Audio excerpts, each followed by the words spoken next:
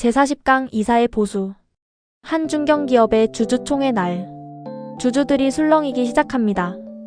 대표이사 연봉이 30억이라고? 회사가 적자인데도 성과급을 저렇게 준다고? 회의장은 순식간에 긴장감으로 가득 찹니다. 오늘은 바로 이런 상황과 관련된 이야기, 이사의 보수에 대해 알아보겠습니다. 1. 이사의 보수 결정. 많은 사람들은 이렇게 생각합니다. 이사의 보수는 그냥 회사가 알아서 정하는 거 아닌가? 하지만 상법은 그렇게 보지 않습니다. 이사의 보수를 이사회 수준에서 결정하면 이해상충의 여지가 있기 때문입니다. 즉, 자칫하면 내 월급은 내가 올린다는 문제가 생길 수 있는 것이죠. 그래서 상법은 이사의 보수를 원칙적으로 정관이나 주주총회의 결의로 정하도록 하고 있습니다. 그런데 현실에서는 조금 다르게 운영됩니다. 주주총회에서 대표이사 연봉 15억 원, 이사 A는 3억 원, 이렇게 한 명씩 일일이 결정하는 회사는 거의 없습니다. 실무에서는 보통 올해 전체 이사 보수 총액은 20억 원, 이렇게 총액이나 최고한도액만 정합니다. 그리고 실제로 누가 얼마를 받을지는 이사회가 결정합니다. 대법원도 이런 실무를 인정하고 있습니다.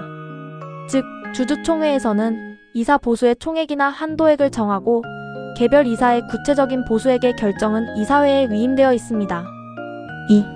이사의 보수 범위. 그렇다면 보수에는 무엇이 포함될까요? 보수가 단순히 월급만 의미하는 것은 아닙니다.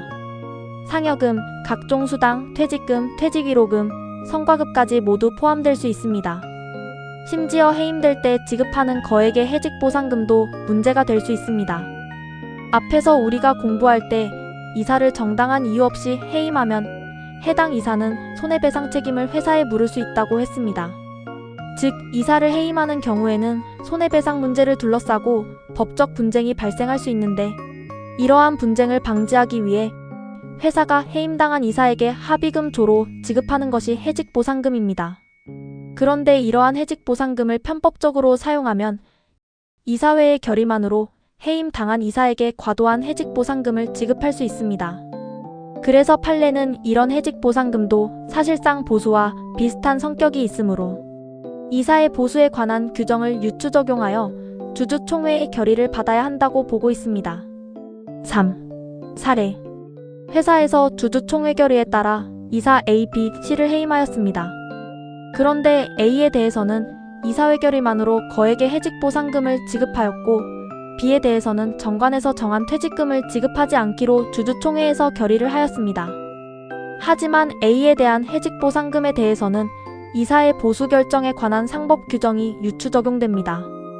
따라서 주주총회 결의 없이 A에게 해직보상금을 지급하는 것은 무효입니다. 그리고 B의 경우 판례는 정관에서 적법하게 정한 퇴직금에 관한 권리를 주주총회 결의로서 사후적으로 박탈하는 것이 허용되지 않는다고 합니다. 마지막으로 C는 적법하게 이사로 선임되고 등기도 되었지만 이사의 역할을 하고 있지 않는 명목상 이사입니다.